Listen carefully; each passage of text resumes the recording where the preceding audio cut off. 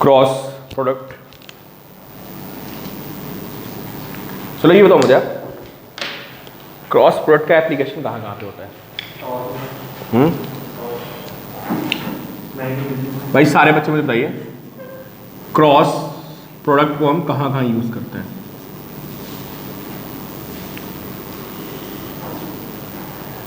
या देखो नेचर में कुछ ऐसी प्रॉब्लम्स होती है ना जहाँ पे क्वांटिटीज आपस में परपेंडिकुलर आ जाती हैं, मतलब नेचर ऐसा बना हुआ है, समझे? बताओ कहाँ पे? जहाँ पे क्वांटिटीज वो आपस में परपेंडिकुलर आ जाए, ऐसा कोई बताइए नेचर कोई फिनोमेना। अरे लाइट में नहीं होता यार, इलेक्ट्रिक फील्ड, मैग्नेटिक फील्ड और लाइट की डायरेक्शन तीनों आपस में क्या होता है? परपेंडिकुलर होता है, नहीं होता है ना? ये इलेक्ट्रिक फील्ड है, मैग्नेटिक फील्ड और ये लाइट की डायरेक्शन। और जैसे किसी चार्ज पार्टिकल को आप मैग्नेटिक फील्ड में फेंक दो, 9-10 से पढ़ते हो ना, फेंक होगी इधर तो फोर्स उसके परपेंडिकुलर लगेगा, नहीं वैसे पढ़ते हैं Fleming left hand rule FBI करके, है ना? तो नेचर में कई जगह पे ऐसा सीन क्रिएट होता है कि जहाँ पे क्वांटिटीज आपस में क्या होती हैं? परपेंडिकुलर होती हैं। एक इधर है, एक इधर है, एक उसके परपेंडिकुलर है, समझ गए? और उनमें आपस में कुछ क्या होता है? रिलेशन होता है। तो ऐसी प्रॉब्लम्स को समझने के लिए क्या बनाया गया है? Cross product. समझ गए ना आप? सबको पता है ना, जब चार्ज पार्टिकल को ऐसे फेंकते हो वेलोसिटी से, तो जिधर वेलोसिटी होती है, जिधर मैग्नेटिक फील्ड होती है, वो उसके क्या भागता है? दोनों के परपेंडिकुलर। ना तो वेलोसिटी डायरेक्शन भागेगा, ना वो मैग्नेटिक फील्ड डायरेक्शन भागेगा, वो दोनों के क्या होगा? परपेंडिकुलर भागेगा, ठीक है? तो ऐसी प्रॉब्लम्स को समझने के लिए क्या बनाया गया है? क्रॉस प्रोडक्ट, ठीक है? तो भाई क्रॉस प्रोडक्ट में होता क्या है कि अगर आप दो वेक्टर्स को मल्टीप्लाई करेंगे, किनको? ए और बी को, ए क्रॉस बी, तो जो उसका अब वेक्टर को मल्टीप्लाई करोगे तो ये जो वेक्टर, ये हमारा जो मल्टीप्लिकेशन होता है, इसका रिजल्ट भी वेक्टर आता है, समझे? इसका रिजल्ट भी क्या होता है? वेक्टर होता है। तो जो ए क्रॉस बी की वैल्यू आती है वो आती है कितनी? Magnitude of A magnitude of B into क्या? Sine theta. ये पता क्या है? ये लिखा हुआ है इसका मैग्नीट्यूड, लेकिन मैंने क्या बोला कि जो इसका रिजल्ट आता है वो क्या होता है? अरे वेक्टर होता है यार। तो वेक्टर की खुद की क्या होती है? डायरेक्शन भी होती है। तो ये इसका मैग्नीट्यूड है और साथ में लगा देते हैं एन कैप, क्लियर? और जो एन कैप होता है उसकी डायरेक्शन पता क्या होती है? क्या होती है वो? एन कैप ए और बी दोनों के क्या होता है? परपेंडिकुलर, समझे? तो जो क्रॉस प्रोडक्ट का रिजल्ट आता है किसका? जो क्रॉस प्रोडक्ट का रिजल्ट आता है वो दोनों के परपेंडिकुलर आता है। अभी हमारा बनाया हुआ ना ये कोई वेक्टर ऐसा तो नहीं कि कोई उसका कॉन्सेप्ट है, कोई नेचुरल वो फिनोमेना तो है नहीं वेक्टर्स की, ये तो हमारे बनाए हुए हैं। तो हमने ऐसा क्यों बनाया ऊपर? अरे हमने इसलिए बनाया जिससे कि हम मैग्नेटिक फील्ड की प्रॉब्लम को समझ सकें, समझे ना? हमें पता है ना मैग्नेटिक फील्ड आपस में तीनों परपेंडिकुलर होते हैं। लाइट में हमको पता है ना इलेक्ट्रिक फील्ड, मैग्नेटिक फील्ड और लाइट की स्पीड में आपस में रिलेशन होता है, इसलिए हमने जानबूझ के इसको क्या बना दिया? इसको ऊपर बना देते हैं और इससे हम उन सब सारी चीज़ों को समझेंगे। किसको? इलेक्ट्रिक फील्ड, मैग्नेटिक फील्ड की जो प्रॉब्लम्स हैं उन सबको हम क्रॉस प्रोडक्ट से समझते हैं। तो बहुत से बच्चे पूछते सर ये एन कैप ऊपर क्यों है, परपेंडिकुलर क्यों है? वही मैं बताता हूँ, इसलिए परपेंडिकुलर है क्योंकि हमें उन प्रॉब्लम्स को सॉल्व करना है जहाँ पे थ्री क्वांटिटीज आपस में क्या होती हैं? परपेंडिकुलर, ठीक है? तो what is N cap? N cap क्या है? N cap is a unit vector perpendicular to both क्या? A and B. और इसका बहुत यूज होता है यार, समझे? अगर आपको क्रॉस प्रोडक्ट नहीं पता ना, हर जगह आपको दिक्कत आएगी। मैग्नेटिक फील्ड, इलेक्ट्रिक फील्ड की प्रॉब्लम्स, इलेक्ट्रिक फील्ड तो नहीं कह सकते हैं, मैग्नेटिक फील्ड में, इलेक्ट्रोमैग्नेटिक वेव में और रोटेशन में भरा पड़ा हुआ है क्रॉस प्रोडक्ट, उसके बिना क्वेश्चन ही नहीं होते हैं, ठीक है? अब देखो how to find action of n cap, है ना? अब होता क्या है कि मान लो एक वेक्टर ए है ये और एक वेक्टर ये बी है, ठीक है? तो जो एन कैप आएगा वो ए और बी के परपेंडिकुलर होगा, तो बाहर भी आ सकता है और अंदर भी आ सकता है। योगेश तुमको बहुत ढंग से बताया था। मुझे बताओ, अगर अभी मुझे ए क्रॉस बी की डायरेक्शन निकालनी तो क्या करूंगा मैं? राइट हैंड पाम रूल होता है। देखो अब मैं ऐसे बनाता हूँ राइट हैंड पाम रूल से, उसमें स्क्रू बना होता है ना? मैं आपको बहुत सिंपल वे बताता हूँ। राइट हैंड पाम को स्ट्रेच करो ऐसे, थंब को क्या रखो? परपेंडिकुलर। और अगर मुझे ए क्रॉस बी निकालना है तो फिंगर्स को ए से बी घुमा दो बस, और थंब क्या बताएगा? Direction of a cross b. ठीक है, वो स्क्रू का रूल अजीब सा होता है, समझ नहीं पाओगे, कुछ बच्चों को स्क्रू पता नहीं कैसे घूमता है ना। तो ये सिंपल वे होता है कि ऐसे राइट हैंड पाम को स्ट्रेच करिए, फिंगर्स को कहाँ रखते हैं, टुवर्ड्स ए, और घुमाना किधर है, बी। तो भाई ए से बी मैं ऐसे भी घुमा सकता हूँ और ए से बी मैं ऐसे भी घुमा सकता हूँ। तो कौन सा एंगल घुमाना है, जहाँ से इजिली घूम जाए वहां से आपको घुमाना है। और इजिली कब घूमेगा, जब एंगल छोटा होगा। भाई हाथ ऐसे तोड़ के तो जाएगा नहीं घूम के पूरा, ठीक है, समझ गए। तो बताइए क्रॉस बी किधर आएगा,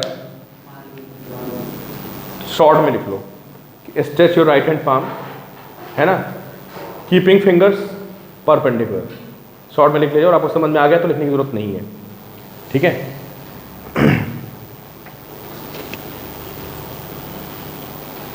आगे वर्षन में तो किसी को लिखना है तो लिख सकते हो कि keep your finger towards a and curl them towards b via, via मतलब किसके थ्रू, किसके वाया, स्मॉलर एंगल, जो हमारा स्मॉलर एंगल है उधर से हम ऐसे स्ट्रेच करके ए से बी घुमाएंगे। थंब किधर पॉइंट करेगा, thumb points towards direction of a cross b. तो इस केस में सभी बच्चों को क्लियर है, थंब शुड बी ऑलवेज क्या, परपेंडिकुलर टू फिंगर्स, पाम के perpendicular, this is a cross b outside, clear. और एंगल छोटा, तो चलो बी क्रॉस ए किधर होगा बोलो। अब मैं फिंगर्स को किधर रखूंगा, पहले ऐसे रखूंगा, कुछ बच्चे ऐसे भी रख सकते हैं, कुछ ऐसे रखते हैं, दो ही पॉसिबिलिटी है। अब मैं ऐसे रखूंगा और घुमाऊंगा, अगर बी क्रॉस है तो एंगल बड़ा बन रहा है, तो मैं ऐसे नहीं रख सकता, फिर मुझे ऐसे रखना पड़ेगा। तो अब जब मैं बी क्रॉस ए करूंगा तो मेरा थंब कहाँ जा रहा है, एंगल स्मॉल बन गया, स्मॉल एंगल से घुमाना होता है, थंब इनवर्ट, ठीक है। तो बी क्रॉस ए कहाँ है, इसमें जो आपका बी क्रॉस ए आ रहा है वो आ रहा है इनवर्ट, ठीक है। और जो ए क्रॉस बी आ रहा है वो किधर आ रहा है, वो आ रहा है आउटवर्ड, ठीक है, क्लियर। अब यहां से हमको एक बात और पता चलती है ना, कि जो ए डॉट बी होता है और जो बी डॉट ए होता है, डॉट की बात कर रहा हूं मैं, वो दोनों इक्वल होते हैं। ऑर्डर इंपॉर्टेंट नहीं है, चाहे तो तुम ए डॉट बी लिख लो, क्या होता है, mod a mod b into cos theta, clear. A dot b and b dot a are always equal, उसमें ऑर्डर चेंज करने से फर्क नहीं पड़ता है, ठीक है। लेकिन आप यहाँ पे देख रहे होंगे कि अगर मैं ए क्रॉस बी निकाल रहा हूँ और मैं बी क्रॉस ए निकाल रहा हूँ, तो दे हैव सेम मैग्नीट्यूड। भाई मैग्नीट्यूड क्या होता है, ए बी साइन थीटा तो सेम आएगा, लेकिन किसका चक्कर है, डायरेक्शन का चक्कर है। तो अगर आपका ए क्रॉस बी बाहर आएगा तो बी क्रॉस ए अंदर आएगा, तो दोनों वेक्टर्स क्या हो गए एक दूसरे के, अरे अपोजिट हो गए ना यार। तो क्या लिखेंगे, अगर दो वेक्टर्स एक दूसरे के अपोजिट है तो लिखेंगे कि भाई जो ए क्रॉस बी होगा ये किसके इक्वल होगा, ये होगा माइनस और कितना, बी क्रॉस ए के इक्वल होगा, ठीक है। तो इस पॉइंट को नोट करना, A cross B and B cross A are equal in magnitude but opposite in direction, ठीक है। तो मैं कुछ फिगर्स बना के आपको दे रहा हूं, है ना, 3-4 फिगर्स बना रहा हूं और आपको बताना है कि उनमें ए क्रॉस बी किधर है, ठीक है। देखिए भाई टोटल कितने फिगर्स हैं, 1 2 3 4 5, ये फिगर्स बनी है ना। इसमें ए क्रॉस बी बताना है, इसमें ए क्रॉस बी बताना है, इसमें ए क्रॉस बी बताना है, इसमें बी क्रॉस ए बताना है और इसमें ए क्रॉस बी, सबकी डायरेक्शन बतानी है। तो सारे बच्चे पहले अपनी कॉपी में आंसर लिख लें, एक बार इन फिगर्स को ड्रॉ करिए और आंसर लिख लीजिए, ठीक है। सारे आंसर अपनी कॉपी लिखिए, इनसाइड आउटसाइड जो भी है। पहला आंसर बताओ क्या है, आउटसाइड ए क्रॉस बी, बिल्कुल सही बोला आपने। ये फिंगर ए की तरफ, अब फिंगर ए की तरफ दो तरीके से आ सकती है, बहुत से बच्चे फिंगर नहीं पाते हैं। ए से मुझे बी घुमाना है, तो या तो मैं ए से बी ऐसे घुमाऊंगा और या मैं ए से बी ऐसे घुमाऊंगा। अब कुछ बच्चे ऐसे रखते हैं, पता है क्या सर, ए से बी कैसे घुमाएं, ऐसे कहाँ घुमा लोगे ए से बी, है ना, ए से बी तो नहीं घूमने का ना, ऐसे घूम रहा है, तो भाई ऐसे रखो या तो ऐसे रखो, इस तुम्हारी फिंगर बी की तरफ जा तो पाए। बहुत से बच्चे ऐसे रख के अटक जाते हैं, कहते हैं सर अब बताओ बी कैसे घुमाए, तो जा ही नहीं रहा, ऐसे जाने ही नहीं यार, आपने हैंड कर रखा है। तो फिंगर्स को एक तरफ रखो और ऐसे रखोगे जिससे आपके फिंगर्स बी की तरफ घूम भी पाए। तो या तो इस केस में घूमेंगे और या फिर इस केस में घूमेंगे। एंगल किसमें छोटा बन रहा है, इस केस में एंगल छोटा बन रहा है, तो ए क्रॉस बी आउटसाइड, ठीक है, तो इसमें आउटसाइड आ गया। चलो ये सेकंड फिगर है, बोलो अंदर आ रहा है। तो फिंगर्स को एक तरफ रखना है। अब बच्चे ऐसे हाथ घुमाते रहते हैं, मैं फिर बता रहा हूँ, तो मैंने नॉर्मली देखा है, आप लोग सब कर ले रहे हैं, है ना। कुछ बच्चे ऐसे रख लेते हैं हाथ, फिर कहते हैं एक क्रॉस बी कैसे घूमेगा, समझ गया ना। तो ऐसे घूमेगा यार, ए तरफ रखो, किधर घुमाओ, बी। स्मॉल एंगल यही है ना, इधर से घुमाओगे तो एंगल बड़ा बनेगा, मैं नहीं कर रहा है, स्मॉल एंगल घुमाना है। तो कहाँ गया, इनवर्ड। चलो इसमें बताओ, ए क्रॉस बी, ए क्रॉस बी, थंब कहाँ जा रहा है, आउटसाइड, आउटसाइड। इसमें बताओ, बी क्रॉस से कर रहे हैं। अब ऐसे खड़े होगे तो होगा नहीं यार, थोड़ा आपको एडजस्टमेंट भी करना पड़ेगा, ठीक है। तो देखो भाई इधर आ जाते हैं, थोड़ा आपको कॉपी वॉपी को घुमाना पड़ेगा, ठीक है। ये बी रहा, क्रॉस ए, स्मॉल एंगल से घुमाया मैंने बी से की तरफ, थंब कहाँ गया, अंदर। इधर से घुमाएंगे एंगल बड़ा बनेगा, वो नहीं लेना है। बी क्रॉस ए, थंब अंदर है, तो दिस इज इनवर्ड। और इसमें बताओ, इसमें जीरो आ जाएगा। क्यों जीरो आ जाएगा, अब ऐसे मत बोलना कि सर ए से बी घुमा दिया, बी से, एक मैग्नीट्यूड वाली बात भी तो होती है। तो साइन 180 जीरो होता है, तो साइन 180 जीरो होता है, तो उनका क्रॉस प्रोडक्ट क्या आ जाएगा, जीरो आ जाएगा। A cross B, B cross A का क्रॉस प्रोडक्ट जीरो, समझ गए। तो इसको मैं कंसीडर नहीं करेंगे, यहाँ पे वैल्यू जीरो हो जाएगी।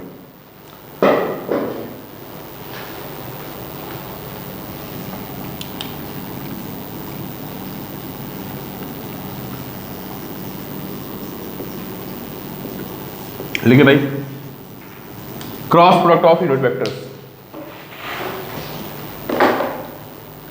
करेगा आपने, cross product of unit vectors.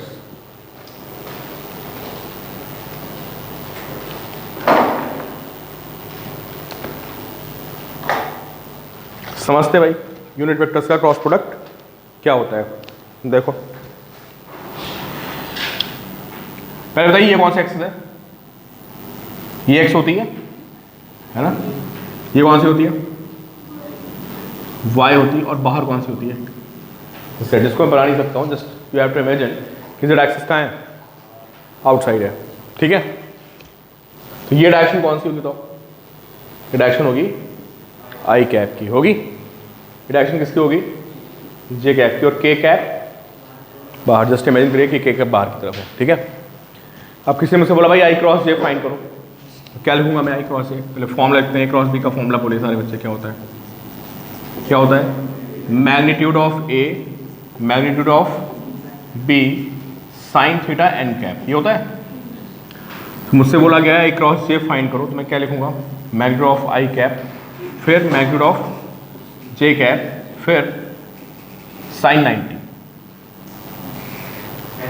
है ना। अब एन कैप पे अटक गया, तो एन कैप क्या होता है एक बार दोबारा बताना, एक यूनिट वेक्टर एन कैप, किधर, जो आई और जे के दोनों परपेंडिकुलर है। तो आई और जे के परपेंडिकुलर, तो दो चीजें हैं, एक के भी है ऑन द माइनस के भी है, डिसाइड करो भाई कौन सा है, तो राइट हैंड पाम रूल से डिसाइड करोगे, समझ गए ना।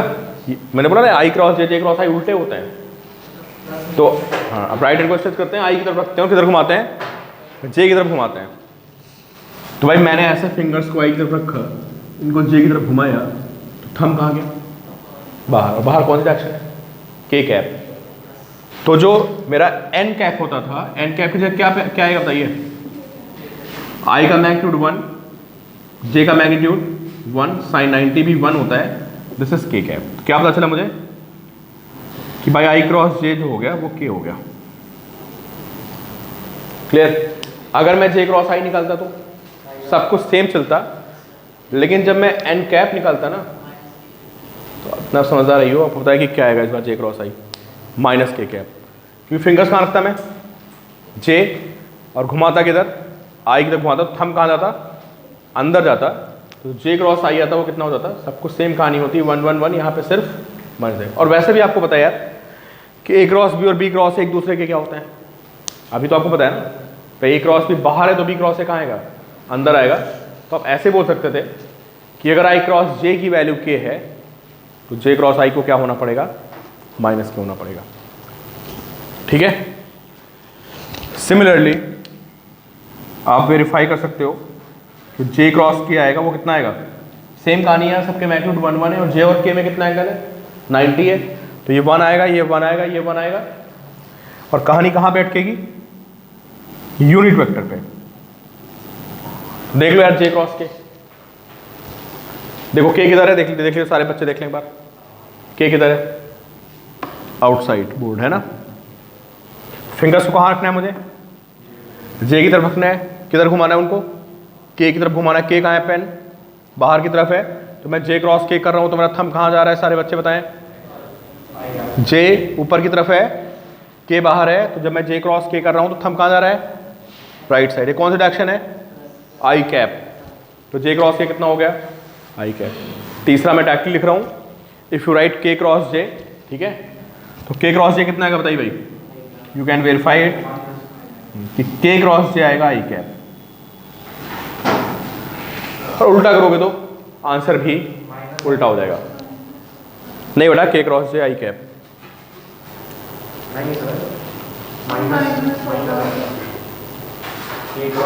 के क्रॉस जे नहीं यार, मैं के क्रॉस आई लिख रहा था, सॉरी मैं उल्टा बोल गया यार। अच्छा चलो एक काम करो, के क्रॉस जे माइनस आई कैप हो जाएगा, सही बोल रहे हैं आप भाई। जे क्रॉस के कितना था, आई कैप था, तो के क्रॉस जे कितना हो जाएगा, माइनस आई कैप। और लास्ट हमारा बच रहा है आई और जे का हो गया, जे और के का हो गया। अब बचा हमारा कौन, के क्रॉस आई। तो भाई जो के क्रॉस आई होता है इसकी वैल्यू होती है जे कैप,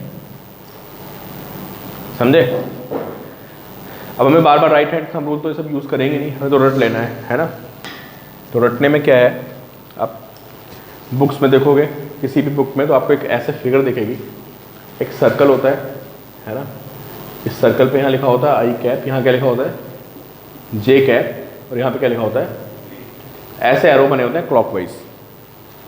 ठीक है, तो तब देखो भाई आई क्रॉस जे के, जे क्रॉस के आई और के क्रॉस आई जे, समझे। तो क्लॉकवाइज अगर आप चलते हो तो आई क्रॉस जे इसके, जे क्रॉस के अगला वाला हो जाता है, समझ गए ना। इनको करोगे तो उसके बाद वाला, इनको करोगे तो उसके बाद वाला, और इनको करोगे तो इसके बाद वाला। और जे क्रॉस के इज आई एंड के क्रॉस आई इज व्हाट, जे। उल्टा चलोगे तो नेगेटिव। तो क्लॉकवाइज में सब पॉजिटिव आएंगे, आई जे के रखना, और अगर आप एंटी क्लॉकवाइज चलते हैं तो सारी वैल्यूज क्या हो जाएंगी, नेगेटिव। ये सब गलती नहीं होनी चाहिए यार, ये आप ड्रॉपर बच्चों से बिल्कुल एक्सपेक्टेड नहीं है ना। 11th का तो चलता है, ये आपको बिल्कुल क्लियर कट पता होना चाहिए। ठीक, तो चलो एक क्वेश्चन आप मुझे करके दिखाइए। इसी तरीके से ये सर्कल बना लेना, ठीक है, ये सर्कल बना लेना क्वेश्चन सॉल्व करते समय। एक डिटर्मिनेंट मेथड भी होता है, मैं आपको दोनों बता रहा हूँ, एक शॉर्टकट भी होता है इसका, बट अभी मैं शॉर्टकट के बारे में बात नहीं कर रहा हूँ। ठीक है, मैं शॉर्टकट के बारे में बात नहीं कर रहा हूँ। अभी आप मुझे बताइए, एक वेक्टर ए है कितना, 2y cap plus 3j cap, और एक वेक्टर बी है k प्लस 2j कैप। ठीक है, तो चलिए भाई सारे बच्चे मुझे a क्रॉस b निकाल के बताएं कि a क्रॉस b की वैल्यू कितनी आएगी। इसी तरीके से एक मैं करवा देता हूँ आपको, देखो जो a क्रॉस b निकालना है, you can not change order. बहुत से बच्चे क्या करते हैं ना, वो मल्टीप्लाई में दिमाग में बैठा होता है कि 2 को 3 से मल्टीप्लाई करो, 3 को 2 से मल्टीप्लाई करो, आंसर क्या होता है, सेम। ठीक है, तो कभी आप ऐसी गलती नहीं करेंगे। जो पहले है, तो देखिए भाई, तो सबसे पहले तो हमें क्या करना है, इस क्वेश्चन को सॉल्व करने से पहले एक ऐसा सर्कल बना देना है जिससे कि मैं भूल लेना पाऊँ, है ना। यहाँ पे मैं आई लिख लूँगा, यहाँ पे मैं जे लिख लूँगा, और यहाँ पे मैं के लिख लूँगा, ऐसे लिख लूँगा मैं सबसे पहले। ठीक है, तो ए क्रॉस बी कितना होगा बताइए, 2y cap plus 3j cap and cross क्या, k cap plus 2j cap. सबसे पहले क्या बताइए, कोफिशिएंट तो नॉर्मली ऐसे पहले रहते हैं ना, कितना आ गया, आई क्रॉस क्या आ गया, फिर 2 × 2 कितना 4, और आई क्रॉस जे, फिर जे को पकड़ते हैं, जे क्रॉस के, ऑर्डर उल्टा मत कर देना यार, पूरी कहानी गड़बड़ हो जाएगी। 3j क्रॉस k और फिर क्या आएगा ये 6j क्रॉस j। समझ गए? इधर चेक कर लो, यही आएगा ना।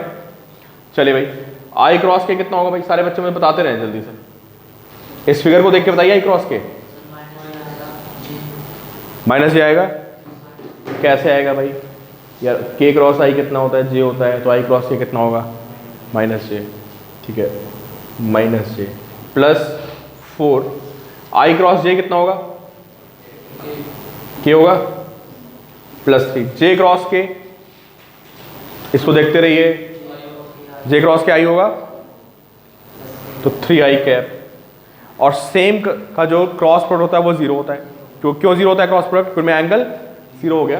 तो i cross i is equal to j cross j is equal to k cross k is equal to 0, क्योंकि इन सारे वेक्टर्स में जो आपस में एंगल होगा वो 0 डिग्री होगा, है ना। और क्रॉस प्रोडक्ट के फॉर्मूले में साइन थीटा आता है, समझे, और साइन 0 0 होता है। तो कितना आ गया आंसर भाई, समझ में आ गई सबको बात? नोट कर लिए इसको पहले। अगर छोटे से वेक्टर्स देख रहे हैं ना आपको, एक या दो जिनमें एक दो टर्म्स है, तो you can solve like this. अगर वो बड़ा वेक्टर है ना, इसमें i j के हैं, तो उसका मैं आपको शॉर्टकट बताता हूँ। एक डिटर्मिनेंट्स मेथड होता है मैथ्स का, तो क्रॉस प्रोडक्ट को फाइंड करने का ये डिटर्मिनेंट मेथड होता है। डिटर्मिनेंट एक टॉपिक होता है क्लास 12 में मैथ्स में, है ना।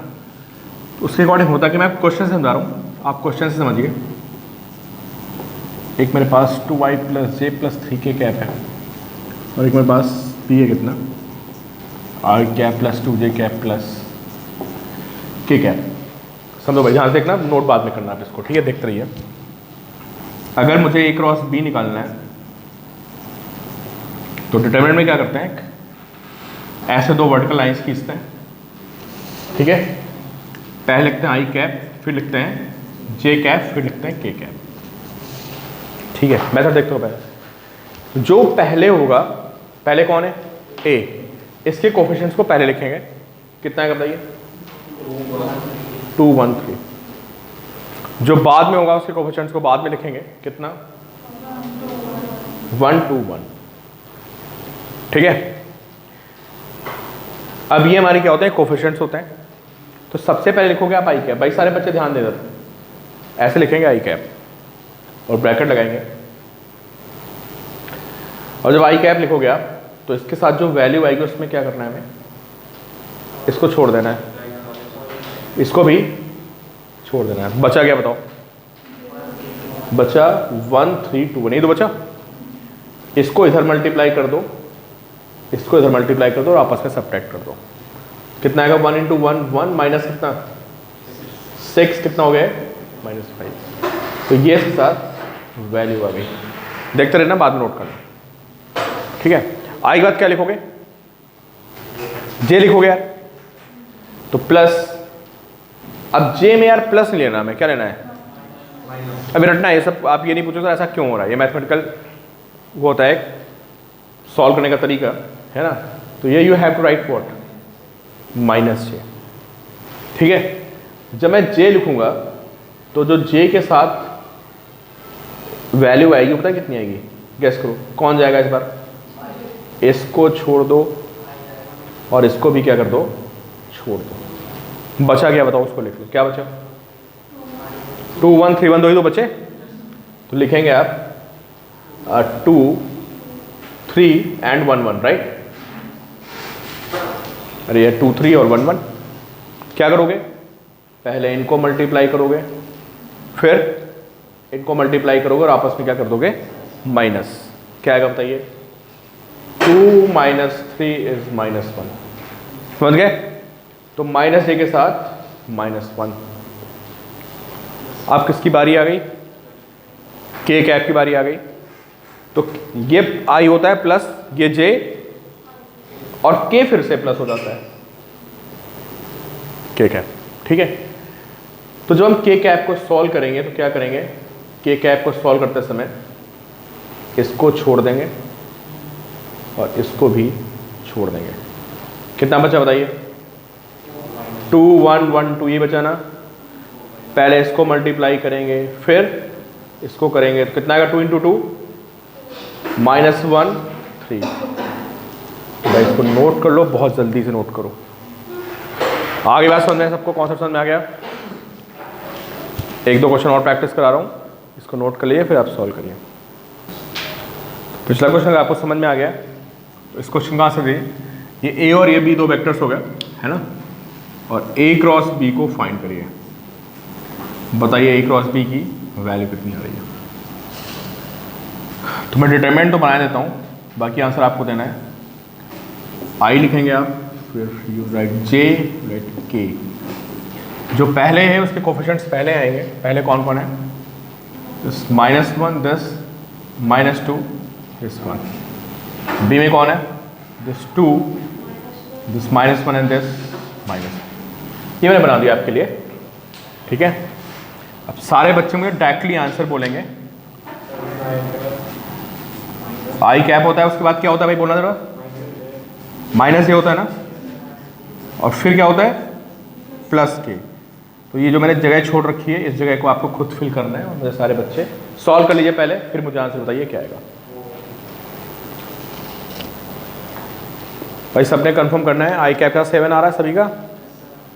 योगेश क्या बनी? इसको अगर आई कैप को हटाएंगे तो क्या बनेगा? ये हटेगा, ये हटेगा, बचेगा क्या? -2 1 -1 -3। -2 × -3 कितना हो गया? 6 -1 × -1 -1। बिल्कुल सही बोला आपने, 7 आएगा। चलो भाई, अब माइनस जे कैप के साथ क्या आएगा? ये जाएगा, ये जाएगा, तो बचेगा क्या? -1 2 और 1 3। इसको मल्टीप्लाई करेंगे, इसको मल्टीप्लाई करेंगे, माइनस कर देंगे, कितना आएगा भाई? गलती मत करो, -3 आया, माइनस फिर 2 × 1 2, कितना हो गया भाई? सारे बच्चे कंफर्म करो, ये आ रहा है ना? -5 भी आ रहा है ना? माइनस जे कैप के साथ।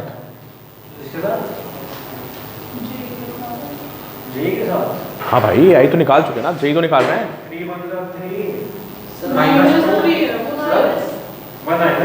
अच्छा -3, सॉरी -3, ये 3 आएगा, सॉरी 3 - 2, मैं गलत लिख गया, ठीक है। और जब के कैप का निकालेंगे तो क्या होगा? के कैप निकालते समय कौन हटेगा?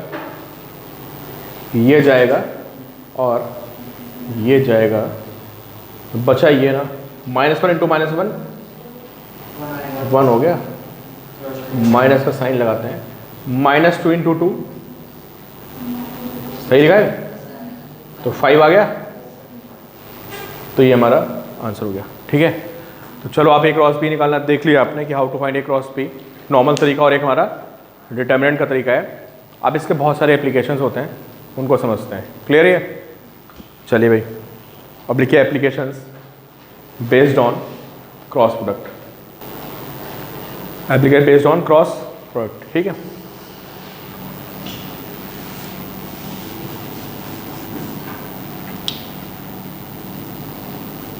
सबसे पहला पॉइंट तो ये होता है यार, जो क्रॉस प्रोडक्ट होता है ना, इस पे बेस्ड सबसे इंपॉर्टेंट और सबसे ज़्यादा क्वेश्चन पूछा जाता है नीट में भी, जेई में भी। हालांकि क्वेश्चन रोटेशन का है, तो देखोगे आपको वेक्टर्स का हर जगह मिलेगा क्वेश्चन, ठीक है। तो सबसे पहला हमारा टू फाइंड टॉर्क। ये नीट का तो बहुत ही फेवरेट टॉपिक है, टॉर्क फाइंड करने का, ठीक है। टॉर्क के बारे में सबको थोड़ा बहुत आइडिया है। टॉर्क क्या होता है? R क्रॉस F, है ना। टॉर्क हमारा कितना होता है?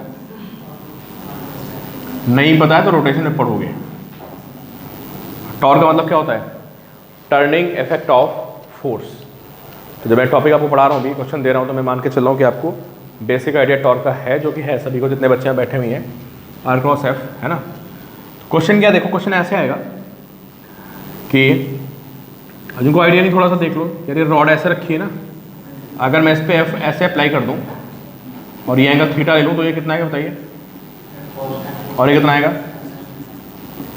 F sine. कौन घुमाएगा इसको पता है? F साइन थीटा घुमाएगा। तो अगर मैं F साइन थीटा को इस डिस्टेंस से मल्टीप्लाई कर दूँ तो उसको बोलते हैं टॉर्क। और ये जितना ज़्यादा होता है बॉडी उतनी ईजिली घूम जाती है ना। जैसे गेट में हैंडल सबसे दूर लगा होता है, उसका रीज़न क्या होता है, आप गेट को धक्का मारते हो तो फोर्स जितना एक्सिस से दूर होता है उसका टर्निंग इफेक्ट उतना ही ज़्यादा होता है। रोटेशन में पढ़ेंगे, इसका फॉर्मूला होता है R क्रॉस F। ठीक है, अब देखो इस पे बहुत सारे क्वेश्चन बनते हैं नीट में, मतलब ऑल्टरनेट ईयर पे इस पे क्वेश्चन आता रहता है। अभी क्वेश्चन क्या है, if force is 2i cap plus j cap plus k cap, ये एक फोर्स है 3D में, ठीक है, और किसी बॉडी पे ऐसा लग रहा होगा, ठीक है, एक्ट एट जिस पॉइंट पे एक्ट कर रहा है उसका पोजीशन कितना है, तो मैं आपके सिंपल करता हूँ i cap plus j cap, ये क्या उसका पोजीशन, समझ गए। जैसे कोई हवा में कोई बॉडी है उस पर ऐसे मैंने फोर्स लगा दिया और ये उसकी पोजीशन है, ठीक है, और लिखा होगा फाइंड टॉर्क अबाउट ओरिजिन। इसका क्या मतलब हुआ यार कि बॉडी कहाँ से घूम सकती है, वो जो बॉडी है वो ओरिजिन से घूमने के लिए फ्री होगी और तुमने उसके एक पॉइंट पे ऐसे फोर्स अप्लाई कर दिया तो बॉडी घूम जाएगी। कितना फोर्स अप्लाई किया, ये फोर्स अप्लाई किया, ये पोजीशन है। यहाँ पे आर पता है क्या होता है, देखो आर का खेल लंबा है, यहाँ पे ये गड़बड़ करता है। आर क्या होता है पता है, आर होता है पोजीशन, लिख लेना इस बात को। किसकी पोजीशन, जहां पे तुमने फोर्स अप्लाई किया है उस पॉइंट की पोजीशन किसके रिस्पेक्ट में, जहां से बॉडी घूम रही है, ये लिखना बहुत जरूरी है। अभी एक दो क्वेश्चन उल्टे, हाँ लिखिए, what is r, r is the position of point of application of force, जहां पे मैंने फोर्स अप्लाई किया उसकी पोजीशन, कहां से, ओरिजिन से नहीं बेटा, जहां से बॉडी घूम रही है, फ्रॉम एक्सेस और फ्रॉम सेंटर, कुछ भी लिख लो आप, डोंट से ओरिजिन। क्यों, पता क्या होता है, कभी कभी ओरिजिन पे फोर्स लगा देता है, समझे, और बॉडी किसी और पॉइंट से घूम रही होती है, आंसर उल्टा हो जाता है। मैं आपको कराऊंगा भी, नीट में 2 साल पहले क्वेश्चन आया था, तो ये आपको बहुत क्लियर कट पता होना चाहिए कि आर क्या है, position of point of application of force from axis, जहां से बॉडी क्या कर सकती है, घूम सकती है, टर्न कर सकती है, ठीक है। तो चलिए भाई सारे बच्चे मुझे इसका आंसर निकाल के बताएं क्या आएगा। जो मन वो कर लो यार, पहले मुझे आर बताओ, आर कितना होगा, आर वैसे लिखा होता कितना था, अच्छा बताओ, डिटरमिनेंट मेथड में सबसे पहले क्या आएगा, अब आर पहले आएगा, कितना था 1 1, और एफ कितना था 2 1 1, तो सबसे पहले क्या आएगा, ये आपको सिर्फ कोफिशिएंट बताने हैं, अब मैं आपको बिल्कुल हेल्प नहीं करूंगा। आई कैप फिर क्या होता है माइनस जे कैप, और फिर क्या होता है प्लस के कैप, आप सिर्फ ये गैप को फिल करिए। अभी मैं नीट में क्वेश्चन करता हूँ आपको, इसके बाद क्या क्या वैल्यूज आ रही हैं,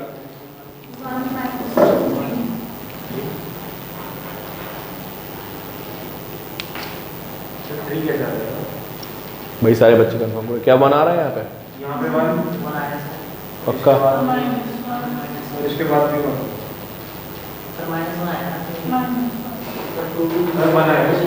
1 आ रहा है,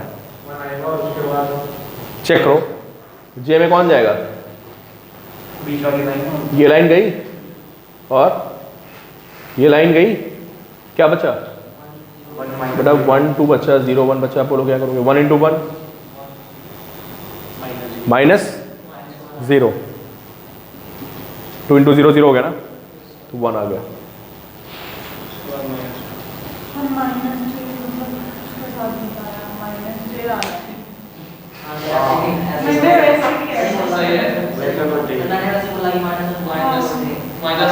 आप तो ये बताओगे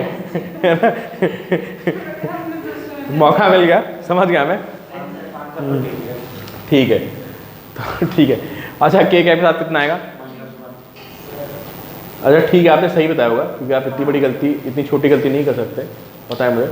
ये के कैप गया और ये गया, तो बचा कितना 1 1 1 हो गया, और 2 1 2, तो 1 - 2 कितना, ये -1, तो आंसर कितना आ गया, I - J -T टॉर्क आ गया। अब मैं तुमको बता दूं चक्कर क्या रहता है, सुन लो अभी तो उसको नोट कर लेना। क्वेश्चन कभी कभी उल्टा जाता है, सारे बच्चे ध्यान से सुने।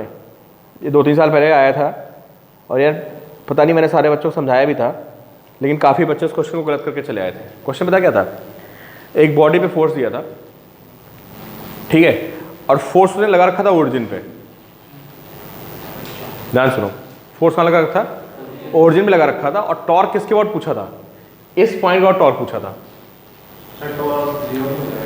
नहीं, लिखो, लिखिए calculate torque in the previous problem, calculate torque in previous problem if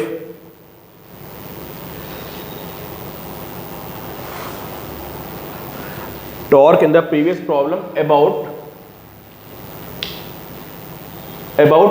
r कितना था, क्यों भाई,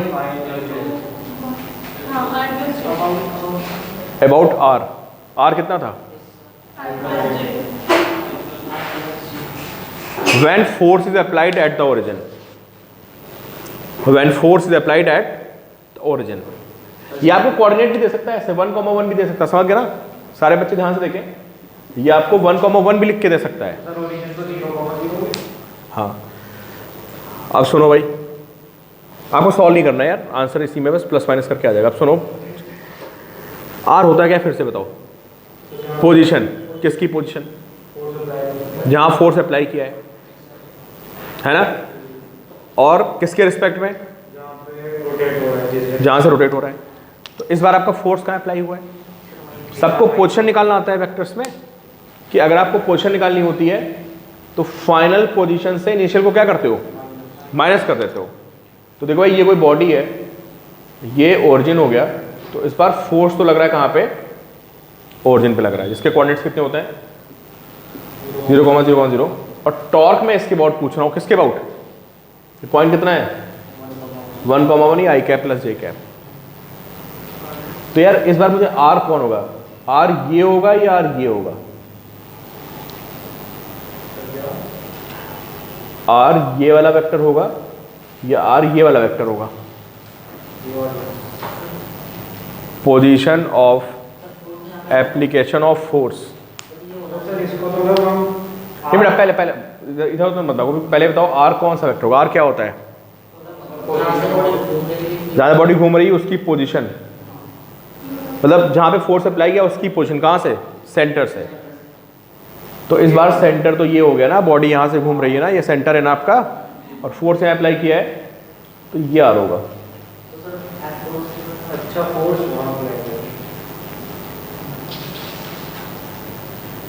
समझ में आ रहा है, क्वेश्चन में लिखा है calculate torque in previous problem if torque is applied about r. नहीं बेटा, torque is applied, force applied at the origin बोला होगा ना मैंने, force is applied at the origin. हाँ, फोर्स ओरिजिन पे लगाया, यहाँ से टॉर्क निकालना है। आर कौन हो गया इस बार, ये आर हो गया, समझ गए आप। और आर को कैसे लिखोगे, देखो भाई, फाइनल पोजीशन कितनी है, फाइनल पोजीशन ये फाइनल पोजीशन है ना, इनिशियल कितनी है, कितनी है भाई, क्या आ गया आंसर बताओ, ये आ गया बस। तो जो पहले यार उल्टा ही तो कर दिया भाई, कुछ इतना कंफ्यूज क्यों हो रहे हो, उनको दोनों को इंटरचेंज कर दिया, किनको, पहले ओरिजिन पे बैठे थे, फोर्स यहाँ लगाया था, इस बार फोर्स ओरिजिन पे लगा दिया, यहाँ से देख रहे हैं, बात खत्म। क्या आ गया, माइनस आई कैप माइनस जे कैप। जब आंसर निकालोगे तो उसका उल्टा आ जाएगा, बिल्कुल सॉल्व मत करना, जो आंसर पहले आया था उसको माइनस लगा के लिख देना, समझ गया आप, क्योंकि यहाँ पे पहले आई कैप प्लस जे कैप था, इस बार कितना आ गया, माइनस आई कैप माइनस जे कैप, समझ गए। तो गलती आप समझ के कहाँ करते हैं बच्चे, उनको आर दिखता है सीधा आर क्रॉस एफ लगा देते हैं, वो ये नहीं देखते हैं कि आर होता क्या है ना। तो पहले आपको इस बात को ध्यान रखना पड़ेगा कि जहाँ पे फोर्स अप्लाई किया है उसकी पोजीशन कहाँ से, सेंटर से। एक तरीके से इसमें हमने ओरिजिन 1,1 बिल्कुल नहीं, ओरिजिन इतना कॉम्प्लिकेट नहीं यार, सीधे तुम कॉन्सेप्ट समझो ना, कि जहाँ पे फोर्स अप्लाई किया है ना उसका पोजीशन यार कहाँ से, जहाँ से बॉडी घूम रही है, बॉडी 1,1 से घूम रही है ऐसे, और यहाँ पे मैंने फोर्स अप्लाई किया, तो मुझे ये वेक्टर चाहिए होगा। आंसर निकालना नहीं, इसके उल्टा आ जाएगा, सॉल्व नहीं करो ना, बता दिया ना कितना हो गया, जो पहले आंसर आया था उसका उल्टा कर लो यार, कितना आ जाएगा, माइनस आई कैप प्लस जे कैप बस के कैप, ये आंसर डायरेक्टली लिख लो। क्लियर? बहुत जगह क्वेश्चन बनते हैं इसमें, लेकिन सबसे ज़्यादा टॉर्क का क्वेश्चन डायरेक्ट पूछता है, इसलिए मैंने आपको टॉर्क का क्वेश्चन सीधे करवा दिया। ठीक है, तो अब मैं आपको एक नीट का क्वेश्चन करवा देता हूँ, जो आया हुआ क्वेश्चन हो, आप मुझे आंसर बताएंगे। तो एक टॉर्क निकालने का एप्लीकेशन हो गया। ठीक है, फिर देखिए, अब ये दो जो आपको मैं नेक्स्ट प्रॉपर्टीज बता रहा हूँ, है ना, इन पे क्वेश्चंस कम बनते हैं, है ना, बड़े टॉर्क वाला टॉपिक बहुत ही इंपॉर्टेंट था, जो आपको जस्ट मैंने पीछे कराया है। ठीक है, देखो अगला क्या होता है यार, लिखिए, to find area of triangle and parallelogram, to find area of triangle and parallelogram. यार आप लोगों को क्या ट्रायंगल का एरिया निकालना पता है? फॉर्मूला हाफ, फॉर्मूला बताओ क्या होता है ज्योमेट्री का? Half into base into height, ये फॉर्मूला होता है ना। तो चलो भाई ये बेस मान लेते हैं, वेक्टर ए है, इसको भाई लेंथ होती है ना, वेक्टर से लिख सकते हो ना साइड, और इसको बी ले लेते हैं, वेक्टर बी होगा। इसका मैग्नीट्यूड कितना आएगा? ए लिख लेते हैं मैग्नीट्यूड, इसका मैग्नीट्यूड समझते हो, उसकी लेंथ, ये एंगल थीटा है, किसके बीच में? ए और बी के बीच में एंगल थीटा है। ड्रॉ करते हैं परपेंडिकुलर। ठीक है, तो मुझे बताइए आप कि ये लेंथ कितनी आएगी, सारे बच्चे मुझे बताएं। देखो रटते रहो तुम लोग, कुछ चीज़ें बहुत रटनी चाहिए। मैंने देखा मेडिकल के बच्चों को बहुत प्रॉब्लम क्रिएट करती है। उसमें सबसे पहली प्रॉब्लम है कि ये बी है, देख लो सारे बच्चे, ये थीटा है, तो यार ये बी साइन थीटा होता है, सोचना नहीं कि आप निकाल लो। और ये कितना होता है? अगर आप ये सोचने लग गए तो उसका मतलब आपको ढंग से कॉन्सेप्ट क्लियर नहीं है, तो रट लो डायरेक्टली। अगर ये हाइपोटेनस बी है तो ये कितना हो गया, और ये कितना हो गया, बी कॉस, डायरेक्टली याद होना चाहिए आपको। ठीक है भाई, ये वैल्यू बी है, ये थीटा, तो कितना आएगा, ये बी साइन का आ गया, है ना। तो इसका एरिया कितना होगा बताओ? हाफ इंटू बेस, बेस मतलब मैग्नीट्यूड ऑफ ए, मैग्नीट्यूड का मतलब लेंथ होता है, सबको पता है ना, और इंटू क्या, हाइट, हाइट कितनी है, बी साइन थीटा। ठीक है, तो क्या लिखा है बताओगे मुझे? ए क्रॉस बी तो नहीं लिखा है, ए क्रॉस बी का मैग्नीट्यूड लिखा है। ए क्रॉस बी क्या होता है? ए क्रॉस बी तो होता है ए बी साइन थीटा और साथ में एन कैप, लेकिन अगर एन कैप को हटा दे तो बाकी बचता है वो क्या होता है? मैग्नीट्यूड होता है ना। तो क्या लिखा है? ये मैग्नीट्यूड लिखा हुआ है, किसका मैग्नीट्यूड? ए क्रॉस बी का मैग्नीट्यूड लिखा हुआ है। तो भाई ये होता है हमारा क्या, एरिया ऑफ ट्रायंगल। समझ में आ गया सभी को? Half into base into height, height कितनी, बी साइन थीटा। अच्छा एक पॉइंट और देख लो, फिर नोट करना आप लोग। अगर मैं ऐसा देख लिया पहले, अगर मैं इसको एक्सटेंड करके पैरेललोग्राम बना दूं ऐसे,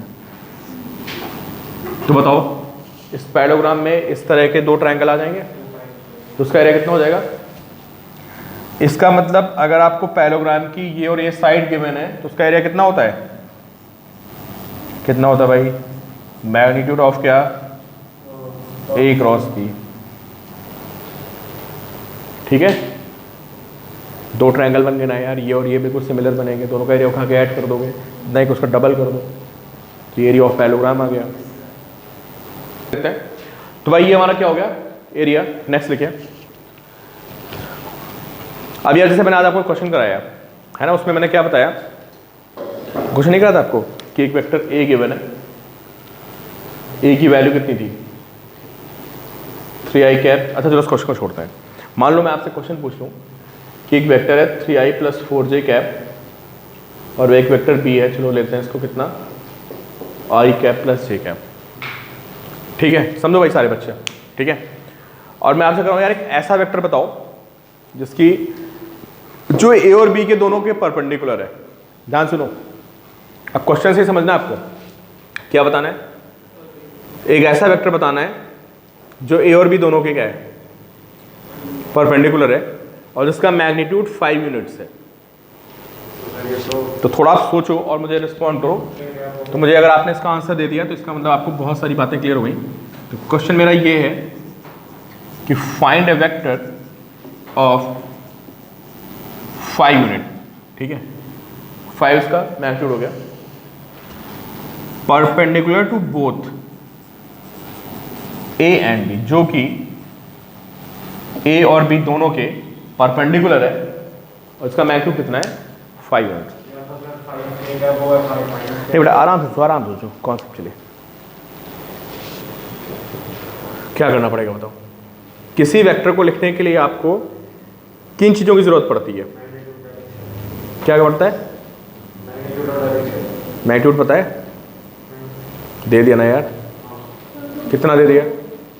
5। चलो डायरेक्शन निकालो।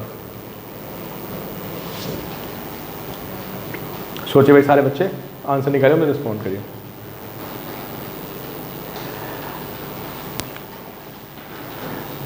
अच्छा सुनो भाई, तुम लोग सुनो, मुझे क्या करना है? सारे बच्चे मुझे बताएं, क्वेश्चन सबको समझ में आ गया? योगेश क्या करना है मुझे? एक वेक्टर बनाना है, कितनी यूनिट? जो कि क्या है?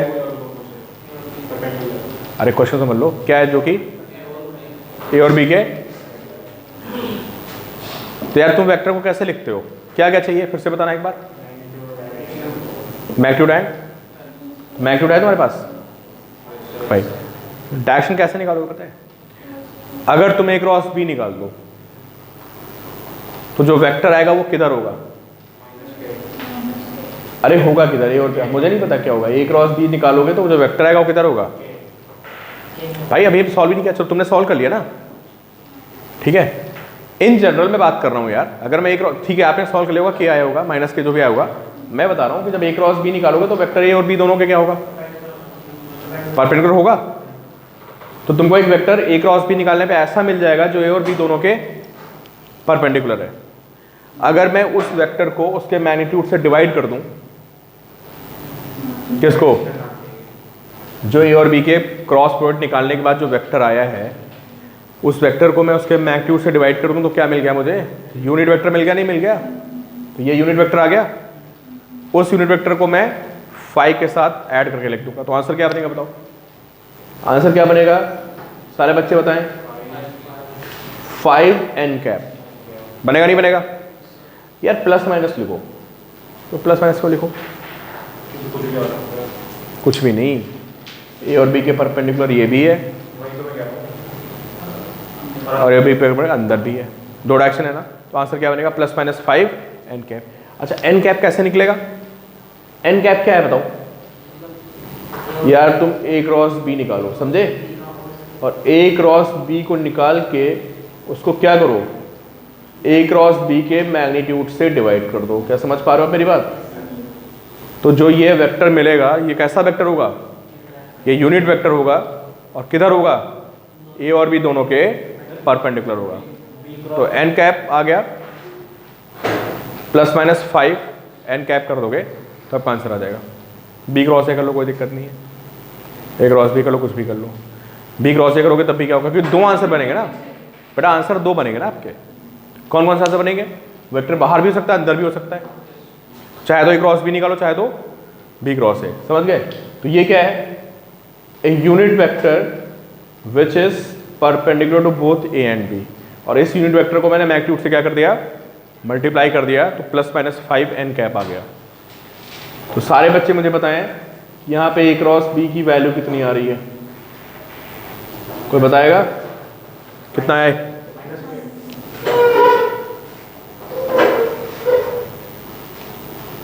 चलो a क्रॉस b सारे बच्चे बताएं कितना रहा है।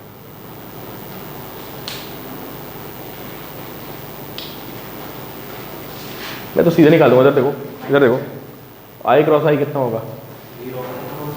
0 होगा ना यार, सिंपल। आई क्रॉस जे कितना होता है? के कितना आ गया? 4k। जे क्रॉस आई कितना होता है? माइनस के होता है यार। आई क्रॉस जे के होता है और जे क्रॉस आई अभी लिखा है, चेक कर लो आप, माइनस के होता है। तो कितना गया? -3k। कितना गए? के कहना। और जे क्रॉस जे तो मुझे इसमें डिटरमिनेंट्स बनाने की जरूरत ही नहीं, क्योंकि छोटा सा लिखा हुआ है, सीधे चेक कर लूंगा। तो सर्कल याद रखना बस। तो आंसर कितना आ गया, के कैप। ये ऑलरेडी एक यूनिट वेक्टर आ गया, देख रहे हो।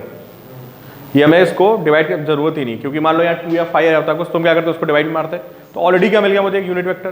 वैसे इसका मैग्नीट्यूड कितना है, तो चलो आप लिखने चाहते हो तो के कैप को 1 से डिवाइड करो तो के कैप ही आ गया। ठीक है भाई,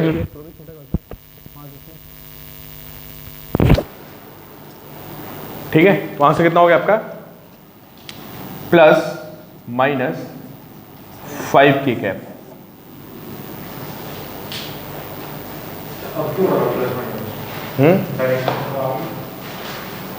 अरे भाई बताया तो, सुनते रहो सारी बातें, बाहर भी हो सकती है, डायरेक्शन अंदर भी हो सकती है।